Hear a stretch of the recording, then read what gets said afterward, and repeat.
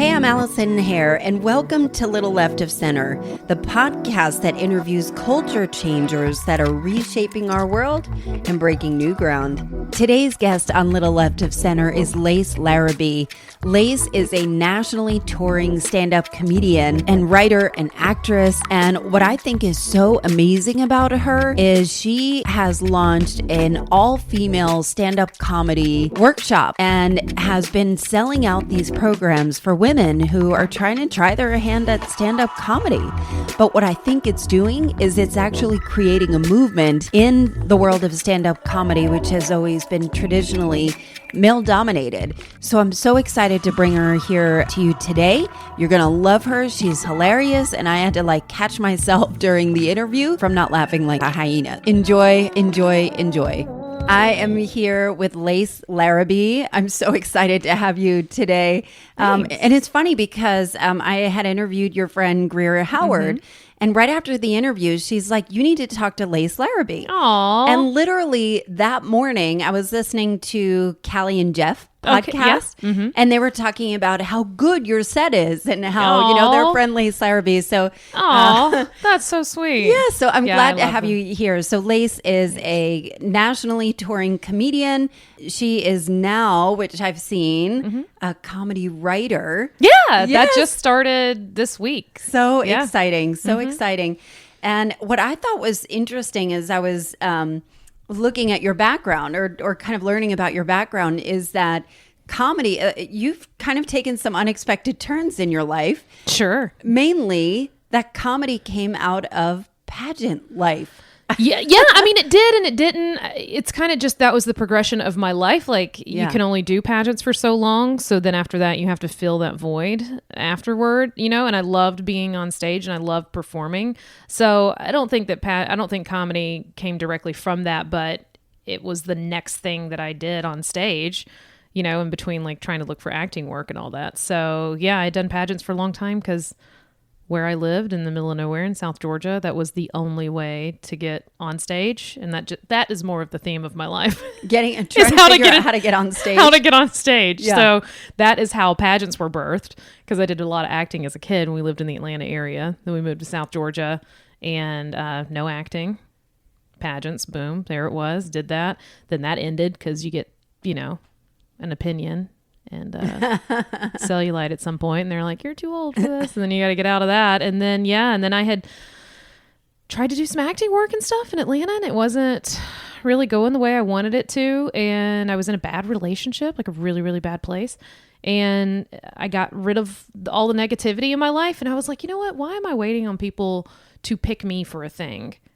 I am just, how do I can take control of my life again? And literally comedy fell in my lap. But here's what I thought was interesting about that. So I have a degree in broadcasting. And when I was in college, we would take all kinds of, obviously, communications classes.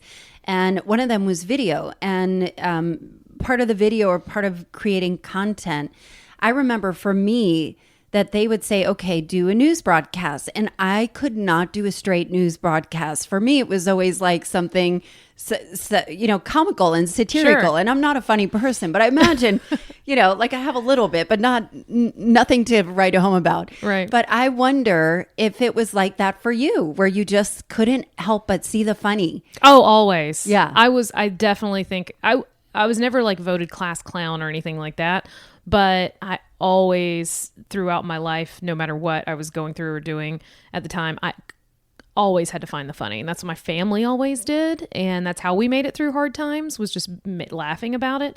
So at school, at sleep, I really figured it out. I think it's sleepovers as a kid. How can I bring everyone together? And it was a little bit of wanting attention, but it was more so just coming up with something funny all the time and seeing something funny that someone else did and then mocking that and then making everyone laugh because, she can do the thing that blah, blah, blah. So I did that. And then in pageants were serious. I mean, it can get real serious. Yeah, but I imagine people are looking at the beauty aspect. So how can I sing beautifully? How can I look beautiful? Perfection is really, perfection. Yeah. And cutting up and being funny is was unexpected. Right. And I was the one backstage at I was the one that broke all the tension all the time. I was always a little bit more rough around the edges than other girls, but then I was still winning everything because I don't know. I love to speak on stage, and the interview portion was always my favorite thing. And I could just do everything else. It's like, oh yeah, get in a swimsuit, whatever. I'm 19, I have abs. Let's do that. Didn't think twice about that. But then the interview portion was the thing that I loved, and the talent portion is what I loved. And I always did comedic pieces for talent. So they saw me as like the goofy, like she'll joke around, and all the other girls are like, clenched, just, terrified and thinking about the next move, and then I'm the one like making everybody laugh backstage. Is that like a comic relief for you? For me, 100%. Like, are you nervous in general meeting new people? Is that like a defense mechanism that, kind of breaking tension of just, I don't like it being too rigid. Let me just. Well, I didn't know this was going to be a therapy session. That could possibly be why. You are sitting on a couch. Maybe I am sitting. You're sitting above I'm in my lordy chair. Yeah, yes, I'm lording over you. An office chair that's bumped up way higher than where I'm sitting. I forgot how to turn this down. No, it's okay. The lights are low. I'm going to start telling all my secrets. So you need to lie down. I will after this. It's probably some portion of it is to just like, let me break the tension. And so if there is tension there, like I need to just get that out of the way, because I don't like that. I hate more than anything awkward conversation and awkward moments of like not knowing. So when people are like, oh, Lace, there's a whole bunch of new people. You'd love to meet them. You're great. You're so outgoing and extroverted and funny and blah, blah, blah. And I'm like, yeah, yes and no. I'm fine with a big group of people. You put me one-on-one with somebody that I've like never met, and there's a weird feeling. Like, I hate that more than anything. Is that how you're feeling now? No, I feel very comfortable here. Great. And I had already heard your voice on the phone and on your podcast, so I was like, oh yeah. So even though we haven't met until today, I was mentally prepared, But maybe that is probably a part of it. Is I just need to get that weirdness out of the way, because I don't do well when I feel like stuffy or. But I think that's a powerful gift too, like sure. Yeah. People are probably very grateful for that, of just to break the tension. Yeah. Well, what's weird is when I can't, like that, and when I don't feel it, like I don't feel on, and I'm just like, get me out of here. Like, I gotta get it. There's plenty of like parties and get-togethers and things where I've just been like, I gotta get the fuck out of here. Well, that's the thing too. Like, are you expected to be funny? I mean, you're on national TV. You are working with Catherine Zeta-Jones and David Tell and Tig Notaro, and opening for these huge names. And like, how do you feel like you have to perform all the time, or that is like I the don't stage? Feel like I have to, but you hit the nail on the head when you said, do people expect you to be funny? Yes, they do. And the worst part, I think, and I'm not complaining, this is just pointing it out. The worst part is when people know you're a comedian, and it goes two ways. They either try to like corner you and get you to be funny for them, like you're some sort of for hire like clown. A monkey. Yeah, like a monkey, like monkey dance. And I hate that. I don't like that.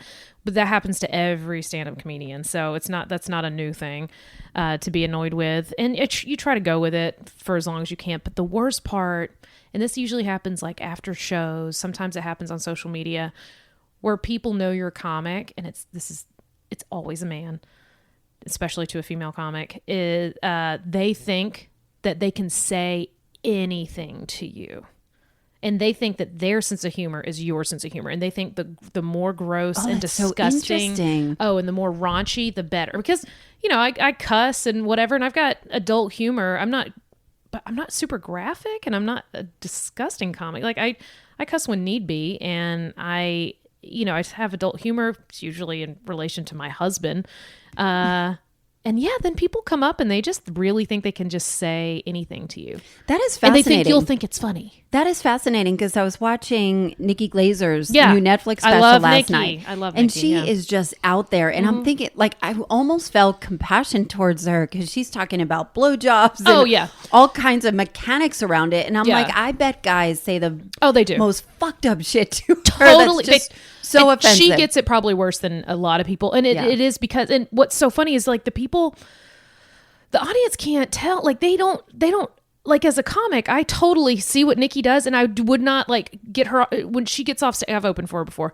When she gets off stage, I'm not like, yeah, fucking dicks, right? Like, I know the difference between what she's doing as performance art. And yes, it is her and it is her thoughts, But didn't open it up for me to just be real nasty with her, right? Yeah. But people in the audience think that. They can't just see it as like a performance, and these are well thought out jokes that have to do with regular everyday human interactions, which sex is one of them. They don't see the difference. They think, she just said that, I need to come up and say something real fucking nasty. Yeah. You know, like, or she's down to party. Or she's down to party. Yeah. Like, or of course she wants to go off and blow a stranger in the parking lot because, you know, she just talked like that on stage. And it's like, no, there's a big difference between those two things. You know, I see it as an artist, but I guess audience members just don't understand that. But I think that brings me to a good point. I have so many good points. No, let me rephrase that. But I think you should call this Good Points with Allison. Good points. Just wait. You'll just see gold coming your way.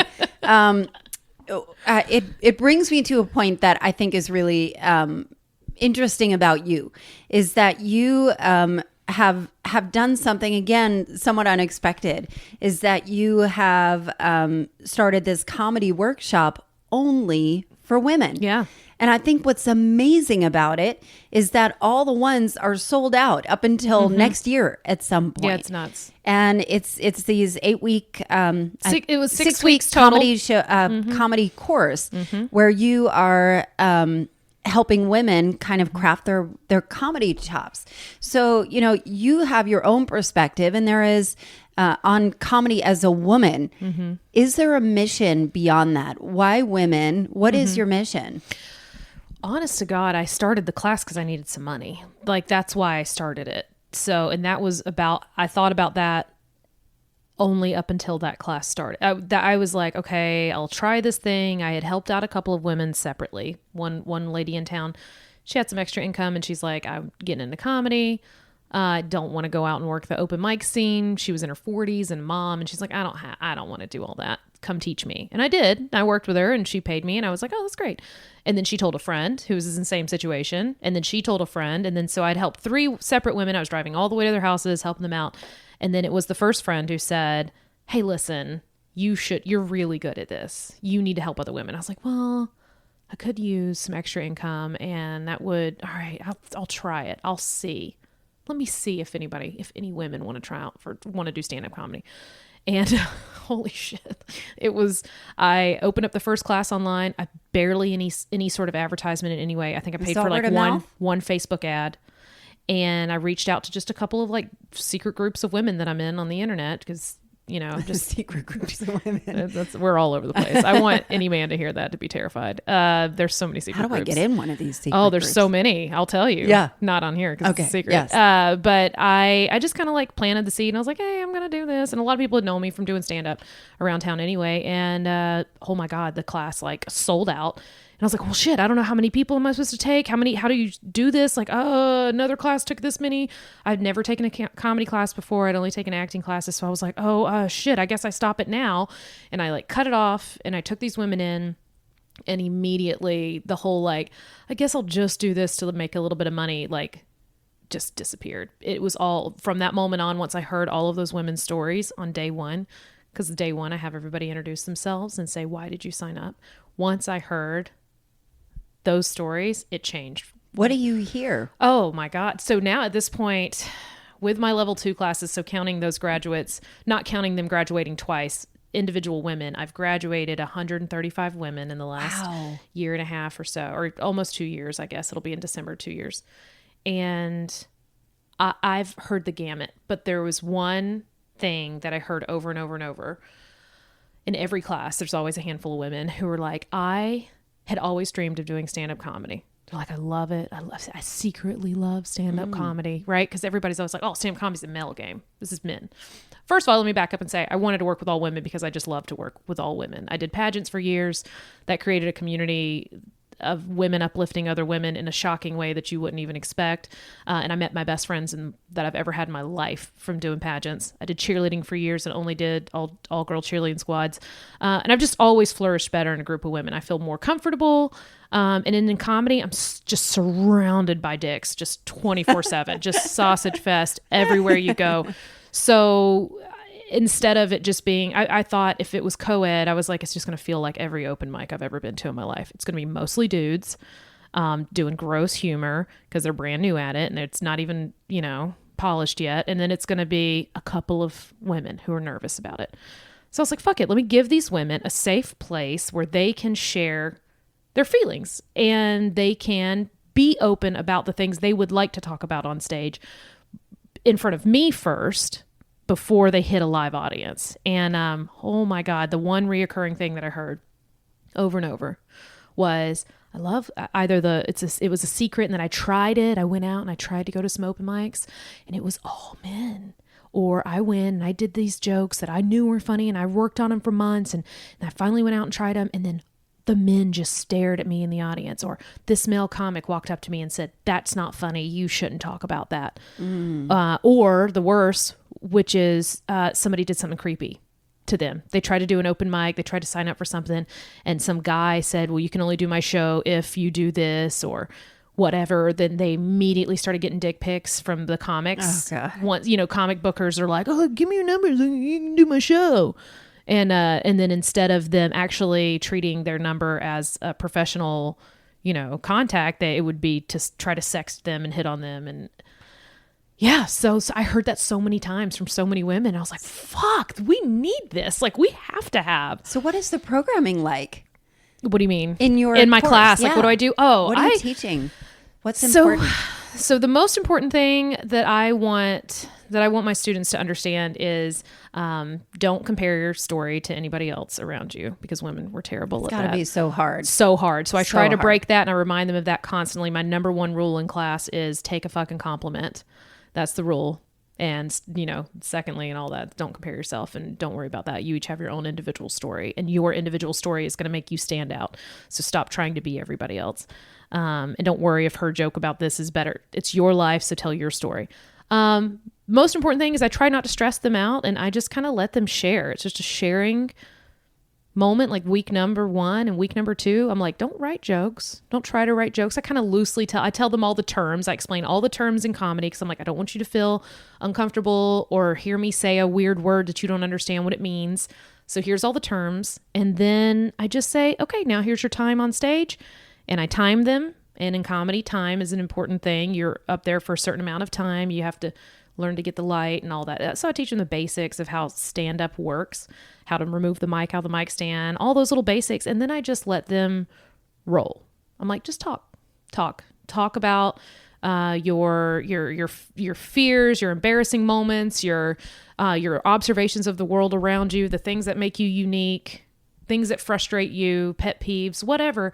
Talk about it. And what they learn is if I don't like push them to be like, all right, this week you need 4 more jokes and blah, blah, blah, which I think a lot of male ran comedy classes are like. They're like, here's the format, and then it's you insert blank into blank into blank, and there's your joke, and then you have to have this amount of time by this time. I don't do any of that to them. I just let them be organic and share their story. So I like an organic process, and I don't want them to feel stressed out or intimidated. So is it a physical class that they go to every week, or 100%. Is some of it virtual? None of it's virtual. No. You have to be there. So it's 6 weeks in a row. It's 5 weeks of actual classes where they sit for 3 hours at a time. And with how wordy I am, it's 4 hours.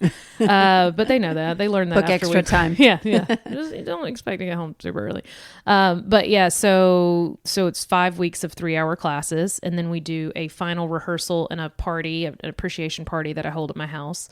And they all come to that, and then they get headshots from this really badass photographer, That's female awesome. photographer in Atlanta. She comes and does this. She sets up a whole thing at my house, and then she does all their headshots. And that same photographer then takes photos of them on stage at the graduation show. And the graduation show is week 6, and it's the big thing. And we usually sell it out, and it's like 200 people at the Punchline come out awesome. To cheer on these women to do their polished set. So it's the most important part of the programming is just letting them be open, because I don't want them to hold back anything, because they could be holding back the funniest part of their life. And then how do you fine tune like crafting a joke? Like, sure. How have you learned how to do that yourself? Stage. I mean, you learn it on stage. I feel like I got thrown to the wolves really early on. So I had stage experience, so when I started stand up, that part was easy for me. People are like, how do you get up on stage? It's so nervous. I could never do that. I'm like, well, I just wasn't born with that fear. So I don't have to really overcome the whole, like, getting on stage in front of people. I've gotten on stage in a swimsuit in front of people a million times. So I'm like, that's What's stand up? Like, no big deal. So I had that part. And then the crafting the jokes, I understood the dynamics of like, here's a setup and here's a punchline. Like, here's how that, and that's honestly all you need to know in stand up is there's a setup and there's a get to the punchline. If you do longer form comedy and you have longer story time, like story like jokes, then just have funny parts throughout the story and then get to the crescendo, get to the big funny thing at the end. That's what I understood when I started. And what I know now, 8 years in, still essentially the exact same thing. There's different forms of comedy and all that. I don't try to really teach that. I try to see what that student's good at and then focus on that. Some of them awesome. Write like killer one-liners. And I'm just like, okay, cool. You're good at one-liners. Let's do one-liners. You're better at stories. Let's do stories. And then we just, we pick it throughout the week, and every week we narrow down all of their stories and their tales, and we turn them into jokes. We just shorten down funny long stories until they're just jokes. That's like masterful though at how to communicate. Like, I guess. How do you translate away? And I think what was interesting is people say improv. People will try improv classes when they're in sales, when they're nervous to get on stage. So who is signing up for your classes? Oh my God. I have had every name a profession. I've had them in my class before. So it's so funny. I have a girl in my, she's a grown woman. She's not a girl. She's a lady. But she's in my current level 2 class, and she's. What is level 2? So level 2, level 1, you work on a 5-minute set. Level 2, you work on a 10-minute set. You can either build on what you had or do all new stuff. So a lot of women will take my class, go out, do the stand-up scene for months or maybe a year or so, and then they come back to me and they're like, all right, I need to work on another 10 minutes, and the best I ever wrote since I've started was in your class, because I felt the pressure. Because when you're just out there and about in the real world, there's not really the pressure to write new stuff all the time and all that. And they're like, they all come back because they're like, I love being around a group of funny, smart women every week, and I love to get feedback from me and then from the other girls, and they love that, and that's why they come back to like write more. But she's the one person I was talking about. She's like, I'm an engineer. I'm probably the only engineer that's taken this class. I was like, no, actually, you're the third. So even the ones who were like, of course you've never had a blah, blah, blah. And I'm like, yeah, totally have. I've had all of that. Lawyers, engineers, everything from like stay-at-home moms to artists. I had an amazing visual artist that like goes and tours and does all sorts of galleries and stuff all over the place, and she took my class. And Super Jenny, who owns Jenny Levinson. Yeah, Jenny Levinson. Yes. So Super Jenny, I always call her Super Jenny. I'm like, I know that's not your name. Jenny Levinson, she took my class. Yeah. So I've had every business owners, employees, people who are just fed up with their jobs, servers, actors, improvers. There's such a huge benefit though of just being quick on your feet, and of course, and kind of being able to do that. But what I'm hearing from this is that you're actually starting a movement. You know? Like I accidentally female women in comedy. Yeah. Of like you've said it at least 4 times of they're all men around here. There's nothing but men, and they're treating me a certain way. So what would be the ideal state? What are you hoping to get to? What would be a better state than what it is today? How do you break through in the boys' club of comedy? Sure, yeah. I mean, and it's hard because as an Atlanta-based stand-up, the Atlanta scene is amazing. There are, of course, and I think a big chunk of it is because of my class. There's now so many more women in comedy in Atlanta, but the guys who are in comedy in Atlanta are really great for the most part. And we've kind of weeded out, like they work as a team and they weed out the bad ones. And so there's a lot more diversity here. Whether you're gender, race, all that in Atlanta. But you forget that it's not like that all over the rest of the country. The rest of the country is a boys' club, especially when you get out of a major city.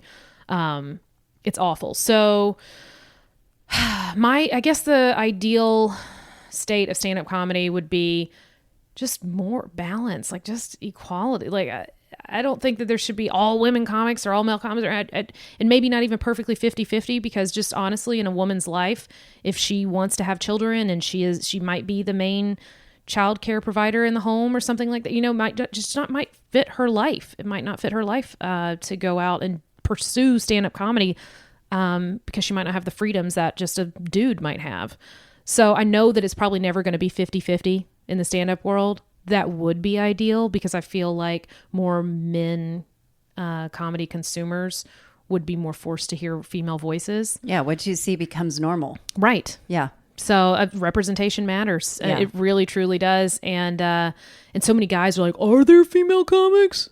Or the only ones I've ever seen, just, they're either lesbian or they talk about their vaginas, or they're lesbians who talk about their vaginas. That's it, right? Like, that's all.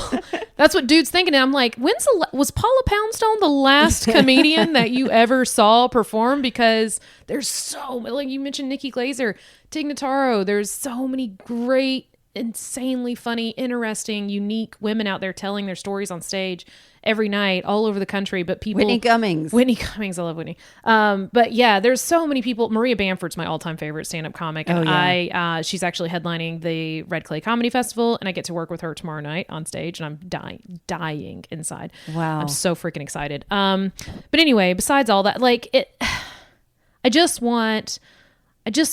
think what I really, because women are going to seek out women. We're going to seek out women voices. I want more men to be exposed to women on stage. I just do, because we've had to we've seen mostly male voices in stand-up for so long as women that we just accept that that's comedy. Comedy starts from a male perspective, and we're okay with that. And we've been okay with listening to men laugh and joke about us and telling the world our story on stage. And we're like, oh, okay, that's what comedy is. And so I would just like us to kind of take that back and tell our own story and not let some dude tell our story for us. So I know you said that you went into comedy and felt comfortable on stage. Mm-hmm. At what point in your life did you choose comedy and this was your career? Yeah. Versus whatever else. What were you doing before? I was just trying to be in entertainment in one form or fashion. So I was doing a lot of bartending. Very entertaining. Yeah. I have a communications degree, but I did every job that I applied for, like at a corporate level or something like that. Everybody was like, you need more experience. And I'm like, bitch, if you give me the experience, then I can have that experience. But if you don't give me experience, I'm supposed to have this. I'm like, oh, guess I'm going to work in another bar again. Right. Until I get that experience. So I would just apply. And I was getting growingly frustrated. And I was like, maybe this isn't for me. Maybe I shouldn't do this. And with my mom as a business owner and everything, I was like, I need to do something, some backup, because you can't survive off the arts. And then it just kind of, as a bartender, and after a bad relationship I got out of, it just kind of I had this regular who came in and he's like, I started doing stand-up. I was like, hey, good for you. He knew I liked stand-up. We had talked about comedians we had liked before while he was in there. And then one day he's like, I think 6-7 months into doing stand-up, he's like, I'm running my own show now. I'm running a show and I'm going to put you on it. And I was like, what? He's like, yeah, you're on it. You're on the show. Here's the flyer, like emails me the flyer, like shows it to me. He's like, here's the flyer. He had taken an acting headshot of mine off the internet, put it on there. He's like, yep, you're going to do 10 minutes. You have 3 months to prepare. And I was like, okay. And I just didn't say no, because I was like, I was one of those women who like secretly always wanted to do stand up. And I enjoyed humor as a form of whatever. So yeah, I had, I don't know. I'd always loved stand-up comedy. I was obsessed with SNL. Ellen DeGeneres, I remember, was probably like one of the first like women who I'd watched do a whole hour on TV. And I was like, oh, this is fascinating. And, my parents were big fans of like Eddie Murphy and Richard Pryor and all that back in the day, because the 80s. So I'd always loved it. And then when he told me I was going to do it, I could have said no, obviously. But I just kind of let that pressure like make me do it. And then I did it. I loved it. I loved every fucking second of doing stand-up for the first time. So I knew immediately. Did you get that feedback immediately, or was it kind of crickets? Or no. Did you just kill? I brought a whole bunch of friends and they drank all of the alcohol that the bar provided. So I'm pretty sure that, it could be a false sense of like success, but they made me feel like I was important that night. Yeah. And so I needed that. And that's something else that I'd like try to teach my girls in my class, is, like I want them to have that first super positive experience. So even if they've done comedy before, maybe it didn't go great, I love for that grad show to be like the best experience they've had. I want them to be covered in waves of laughter, and I want them to feel proud of what they wrote, because after that one great moment there could be a lot of downhill, and you got to remember that, because that's the thing you chase again. So the first show was great. The second show was great because I brought out all my friends, and then as soon as your friends burn out from coming to see you, then you have to kind of face the wolves, and you're like, oh shit, I need to be funny for everyone and not just people who look exactly like me. Right. Who are in the exact same place in their lives. Like, how do I make other people laugh? And, yeah, I mean, I knew that night I was like, yep, this is it. What do you do when you bomb? How do you, like, when you bomb, like, do you think, all right, fuck it, I just need to go back to the restaurant, I need to go find a corporate job? Or are you like, I really need to figure out this joke? Or how do you process it? You think, well, you have to take in all of the factors, right? So bombing can mean a bunch of things. It's not just like you did your best and they hated you. Like, that's generally not it. It's either like a new joke, or it was a weird vibe that night, or like recently I had to perform in front of 4 people. And the 4 people came together and they were just assholes. Like, they were just jerks. And no amount of crowd work, no amount of trying to get on their level. Like, I tried all the tricks in my bag, everything. I was like, okay, here's really well written Old Faithful jokes. Let's try. Nope, you don't like that? Cool. Let's make it about you. You got to love that, right? You've got to be at least a little narcissistic. So let's talk to you. So tried that. Fucking talk about crickets from only 4 people. That is the worst feeling. And then, so you try some other stuff. And then eventually I broke the rule, which you're not ever supposed to just break down and go, really? You didn't like that? Like, you didn't, out of all the, that's a great joke. And I have this joke where I have a reference to E.T. and I like build up to this whole thing, and in the whole E.T. whatever is the end. And it just stared at me. And that's when I broke. And the guy just stares and he goes, that movie's 30 years old. I was like, yeah, exactly why you should have recognized it and known it. So you've seen it, right? You know it. You know the poster and you got the joke, right? And he's like, oh, I haven't seen it in a while. And I was like, you fucking kid, an alien in a basket, bicycle. You know the bicycle, Steven Spielberg. There's a ride about it at the Universal. Oh, God. And I was just so annoyed. But all that did, like, because you have to take in all the factors. If you have a terrible set or you have a terrible time on stage, you got to sit down and dissect it. You're like, okay. Yeah. And you make sense of it because if you've done thousands of shows like I have, or maybe not thousands, definitely over 1,000 shows at this point. Yeah, maybe more. God, I don't know. I do like 250 shows a year, something like that. Wow. Like, I've tried to like add it up. So you're on stage so much that like one bomb is not going to like make you quit your career unless you're doing comedy like 4 times a year. And then maybe one bomb will send you home or send you looking for another job. But you're doing it so often that you're like, what went wrong? What was it? You know, that kind of situation, you walk away and go, okay, it was those 4 people. You know, like I can totally put it on them. But there's been times where I didn't do great, or a joke that always kills didn't kill, and I had to walk away and either listen to the recording because you want to record on your phone while you're on stage, kind of just secretly record yourself.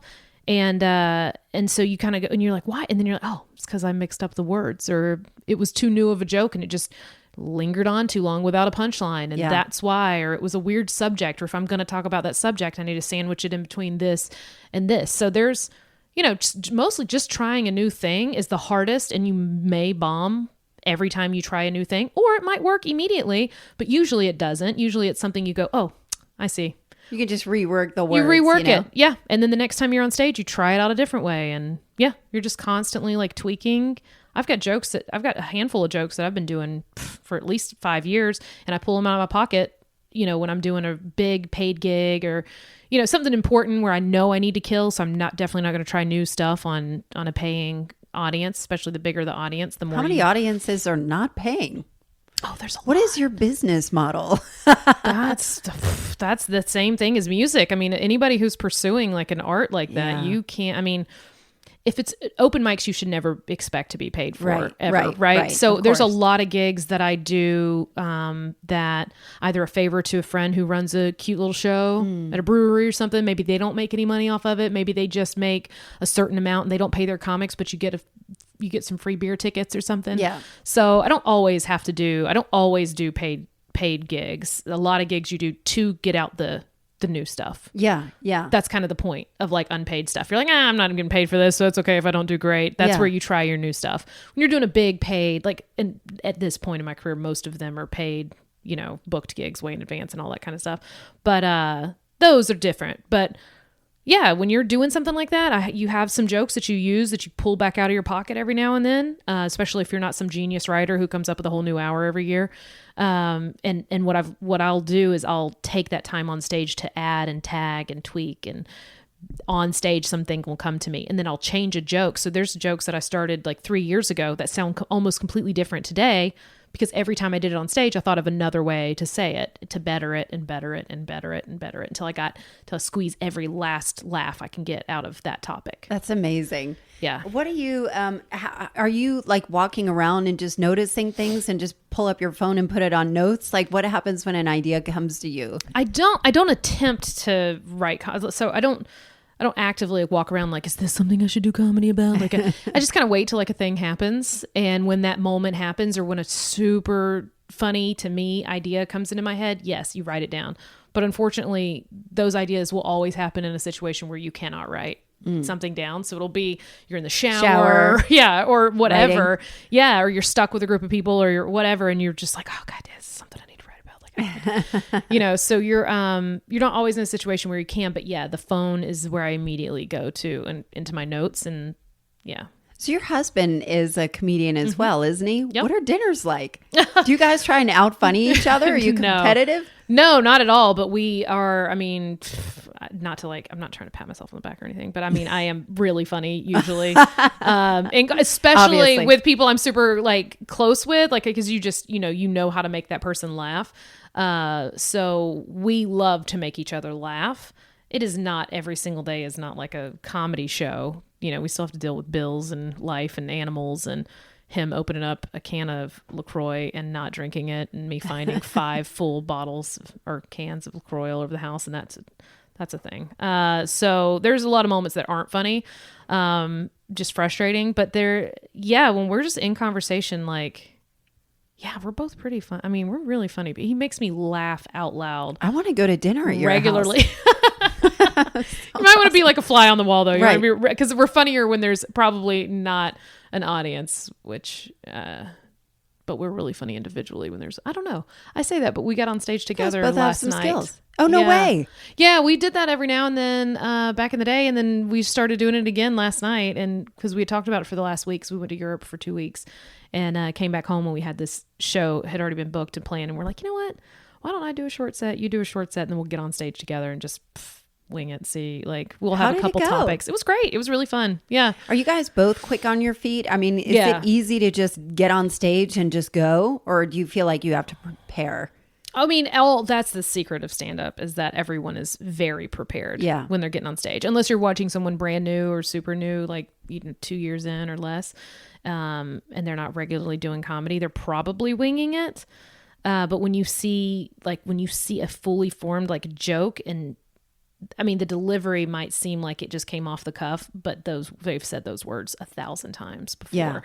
Yeah. So do you get bored of your own stuff? 100%. Yeah. You all do? the time. Oh yeah. And you get writer's block as a comic because, it doesn't work for me to sit down and force myself to like, let's be funny right now. And that's why I don't want to do that to my students either when they're in the class. I don't force them to do that. Some people probably work like that. They totally do. Yeah. I've had a lot of women take it who come in with just like 10 pages of typed out, like I did. And I'm like, how did you even, I want to take your class. Like, what's your class? Because how do you even force yourself? So people just function that way.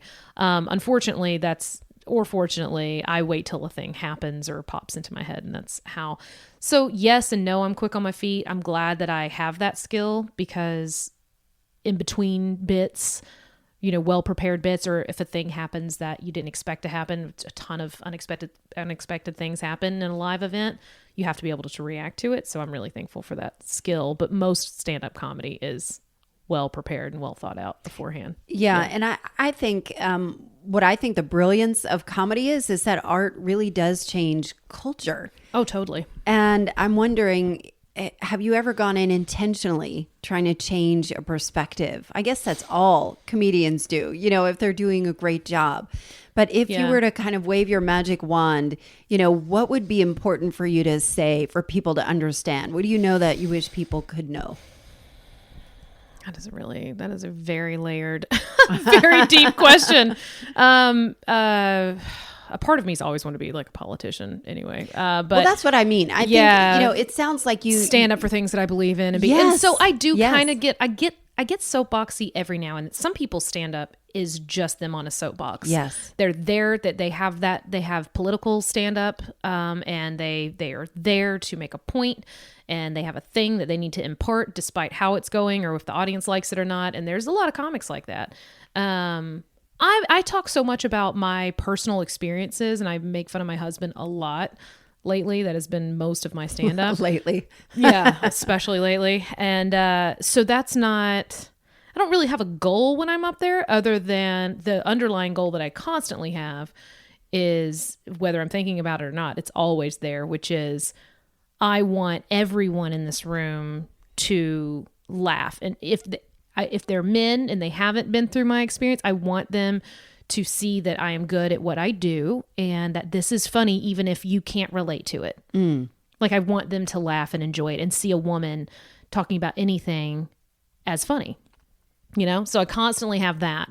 So I'm kind of fighting that before I even get on stage. That's interesting. It sounds like you're breaking down a barrier that you've seen. And I imagine when you go outside of Atlanta, where it is a diverse place, and you're touring the country where it's completely different. It's different everywhere. I mean, it's different city by city. You can have a suburb right next to a city and do a comedy show in one place one night. And last night I got booed on stage for mentioning that I'm a Democrat. Oh, I just mentioned it. I don't even do political humor. It's literally one part of one joke where I just say, my husband and I are pretty different. You know, we don't have a ton in common. I'm a registered Democrat and NPR sustainer, and I read. And he is kind of a conspiracy theorist and gets all his news from YouTube. So it's like just a comment. Like, it's a quick little comment. And I couldn't even get through my description, that quick little thing, without a table of 3 dudes in the back. And this was in a suburb of Atlanta. And we're 3 dudes at a table just in unison, boo, boo. And I was like, really? Boo? I was like, you've been laughing for like 20 minutes. I've been up here. You liked everything else, but you're going to physically boo me on stage because I was like, also, this is my show and I can kick you out of here. So exactly. How about you calm down? Let me get through the rest of my joke and hear me out here. Like, it was so, like, and I don't even try to, like, I'm not that kind of, like, shock comic where I'm about to change all your minds. Like, it's not like that. It's just, you do have to deal with that still. Like, it's crazy. Yeah, but you wonder how much of yourself do you censor because you don't want that kind of shock of somebody doing that. I don't want to be in a combative situation every time I'm on stage, so I choose not to. I choose not to be like pushy with my views or anything. It is nice though when I'm in LA or New York or somewhere where I just know that I can just say when I can just get through a sentence like that without anything. You can't. People are just like, that makes sense. Obviously, like you can share more of your material that is just more blatantly, feminist or whatever. And you can just say whatever you want. Do you modify it based on where you are? Totally, yeah. Wow. There's certain jokes that I do that I wouldn't do in certain areas, just because I don't like that combative. Like, I don't want to fight with anybody.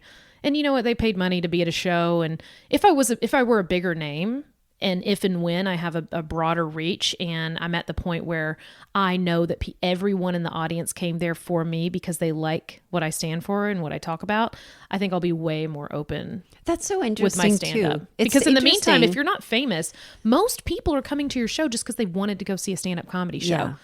So it's not like they're my specific fans. You know what I mean? But it's interesting because it begs the question of, do you have to wait till you get bigger, or do you just stand and plant a flag? And maybe, that's not what is calling to you at this point too, And I'm curious about you, your experience on Viceland and Queen America, and, how do you feel about acting? And, on stage, it's a different modality for you. Tell me where does home feel like?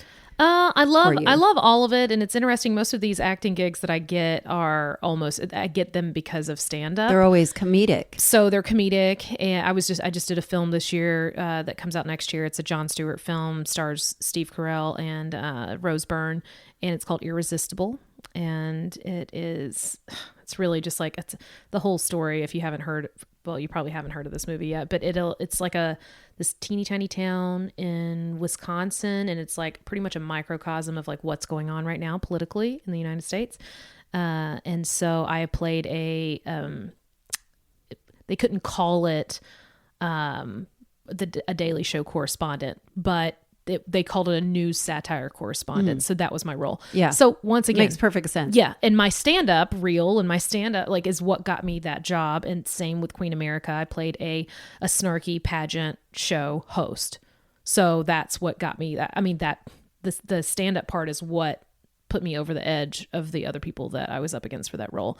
So it's not like I'm like having to transform into this, like I got to play an army widow vet and I've got to like pull all these emotions out. It's not like that. Most of my acting is pretty much my stand-up. There are different modalities of your own, your own stand-up, your own comedy. And I'm wondering, is everything is evolving. I mean, comedy itself, Netflix has put comedians on, has put them at a different level than they ever have been before. Yeah. Whereas before it was like 6 minutes on Jay Leno, 6 minutes on Carson would hopefully enough people would be watching it to follow you.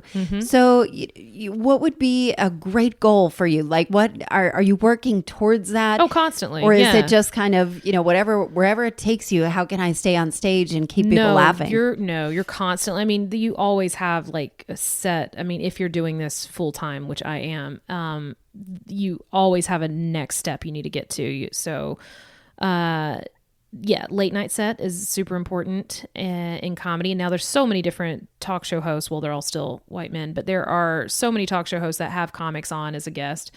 So you want to get one of those, even though it doesn't change your career anymore like it used to, but in the circles of stand-up and around managers and bookers, they do still care about those credits. So as long as they care about those credits, that's still definitely one of my goals. So you submit for that. And then, but like back in the day, if you got on Carson, that changed your whole life. You can get on Carson one time and the next thing you know, ABC, NBC, whatever's offering you a whole sitcom based on your life. That used to be what stand-up was. And stand-up during the first stand-up comedy boom. And now, like you said, the industry's so oversaturated. There's comedy everywhere. Now Amazon is doing stand-up specials and stuff too. So in addition to Netflix, like for the last 5-6 years, getting on Netflix, that's the goal. And it's still obviously the goal for me and anyone else who's taking this seriously. We want to be on Netflix. But now there's so many other people are like, oh, look how much attention stand-up is getting on Netflix. So now Amazon's doing it. Everyone else is going to, when Disney and Universal pull out and they do their own streaming service, I'm sure they're going to do their own. So it's no longer this one thing. It's not like Carson. Like it used to be so easy. It was like, get on Carson or get on the Apollo or whatever, there's one of those things will change your life. Now you're like, well, within this next year, I need some sort of Netflix gig because it won't be an hour special yet, but I need a gig on that. I need a gig on this. I need to be a late night. I need a late night spot. I need to work on more TV spots. I need to you need a plethora of things to continue to move forward, to grow your reach, because it's so hard. You don't reach millions and millions of people at once anymore. It's probably insane to figure out, kind of like social media.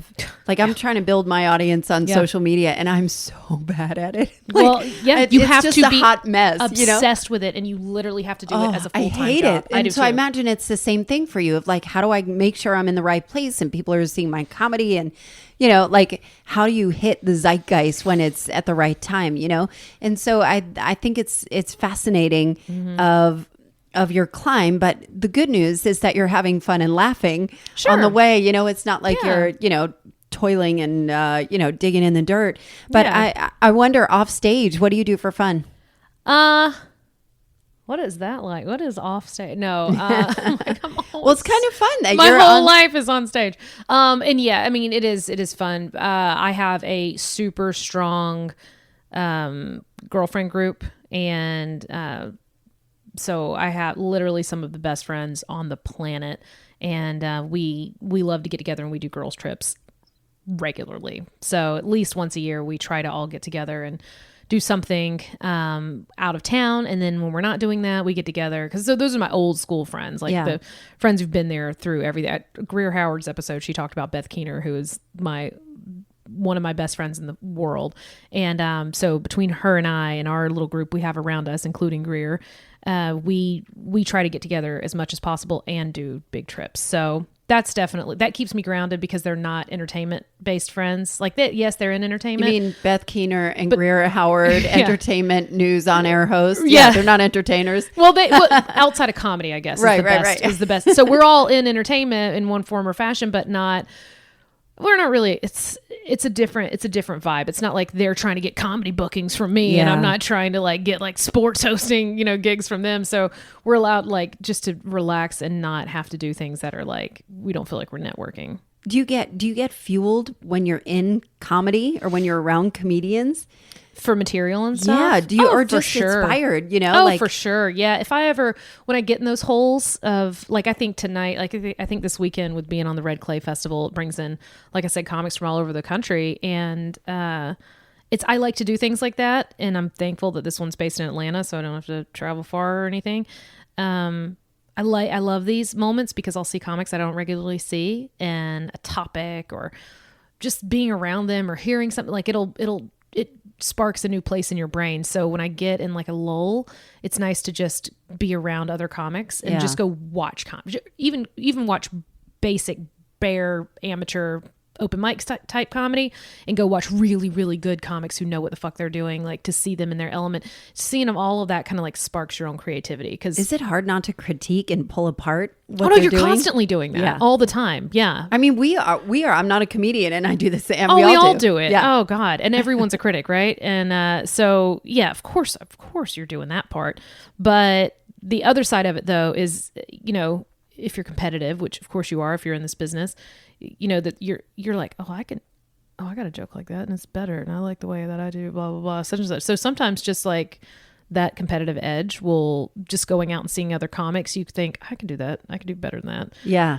So you kind of need that sometimes though. You need like something to be, like you said, like working towards. You're like, oh, what are your goals? Or are you just out there winging it? No, you need something to put fire under your ass all the time. Yeah. So to write new stuff or to be more creative or whatever. So I know you have these workshops. So how can people contribute to your mission? So if they are not in Atlanta and they're interested and they're females in comedy, what is the best way to get started? What is your guidance for them? Get on stage. Yeah. That's it. Open mics.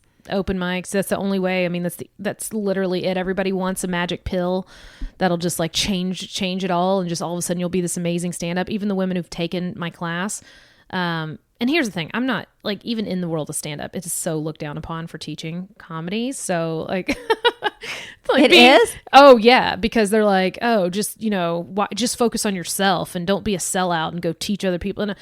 But I see as being an all-female stand-up teacher is a completely different thing. Because this is something that's like feeding my soul. And it's in these women, we're all creating this culture changing, beautiful thing together. And we all like, they're all moving forward doing other things. One girl wrote an entire screenplay, and then another one built an entire thing, a TV series based on something she learned in the class. And like, I have literally created this movement, and I can say that confidently now in this area, and I'm so proud of it. But it's so funny how it's so looked down upon to like be a stand-up teacher. But and so I'm really not out here to try to like make everyone a stand-up comedian, but if anybody wanted advice, the only way, if you don't have a local all-female class that you can take, which are, from what I understand, there's like a handful of them in the country. Yeah. If you can't do that, or you can't find a class, if you do want to take a class, talk to people who've taken that class before. Don't just sign up blindly. And if you don't have that kind of time or money, get on stage. Share your funniest thoughts. Try to write them into a joke beforehand. Be prepared. Don't just wing it. Try to do it, and then do it. And if you get knocked down, do it again. You just don't stop. Where's the rush for you? Where's the rush laughter. For you? The laughter. Oh yeah. There's nothing like it. It is a full-blown drug. It is, man, when you can make a whole group of people and you have them. The best part is when you've been doing comedy a long time and you've got a bit that you know what's coming next and they don't know, and like, oh, you fucking thought that was funny? Oh, you just wait. Like in the back of your head, you're like, you're going to love the end of this. And this callback to this other joke that I did that's going to come later. Oh man, it's going to get you now. Like it is a high that you cannot find anywhere else. Like it feels so good. I love that. I think about that all the time when I see people in big stages, the electricity between the audience and whoever's on stage. Like that is like, if you could bottle that up, and sell it, that would be amazing. And I wish I knew what that felt like from like a musician's perspective, you know? Yeah. Like of being able to move people in a community, you know, like is amazing. Yeah. How can people find you? So I've got, I guess Instagram is where everybody's going now more than anywhere else. So I've got my website, and on my personal website, there's also a link to my comedy class on there. So if people were interested specifically in that, lacelarrabee.com, and they can find my class info and my personal stuff, and it'll link you to my Instagram and all that. But Instagram is at Lace Larrabee. Everything is under my name. So if anybody wants to find me, I'm not that active on Twitter, but I'm there. So Lace Larrabee there, Lace Larrabee on Facebook. So is my fan page on Facebook is Lace Larrabee. And no one spells my name correctly. So if this is your chance. Try it. It's first name Lace, not Lacey, Lace, last name Larrabee. But I think if they just attempt it, that's what I tell everybody. I'm like, just attempt it, try. But everything is under my full name. So you kind of have to try a little harder than just if you type in Lacey, you're screwed. Like you're not going to find it. So at least get that part right. I love your joke about your name. Oh dude, man, still, it doesn't matter. I could do that on stage afterwards. Some fan will come up and grab me. Lacey, come get pictures with us. I'm like, oh my God, I just told you. Oh my God. Yeah. Well, thank you so much, Lace Larrabee. This was great. I'm so glad you were able to, and you are a culture changer. So thank you for the work that you're doing. Thank you. And for making us laugh along the way. Thank you. Thanks for having me. It was just a lot of fun. Lord, I love women who are breaking rules and creating new ones. Lace, you were fantastic. I hope you guys enjoyed my chat with Lace Larrabee. I've linked all her info in the show notes. And ladies, if you've ever thought about stand-up comedy, why not give it a shot? Why not just put yourself out there and see what comes out of it? It's another form of communication and is always a way to change a culture as well. So please check out our information. As for Little Left of Center, we are growing. I hope that you will rate, review, subscribe, and above all, share these episodes with people who care. These episodes are also broadcasting on Decatur FM and Salesforce Radio. I'm looking for sponsors for future episodes, so please feel free to follow me on the socials and hit me up. Thank you so much for listening, and I will see you next week.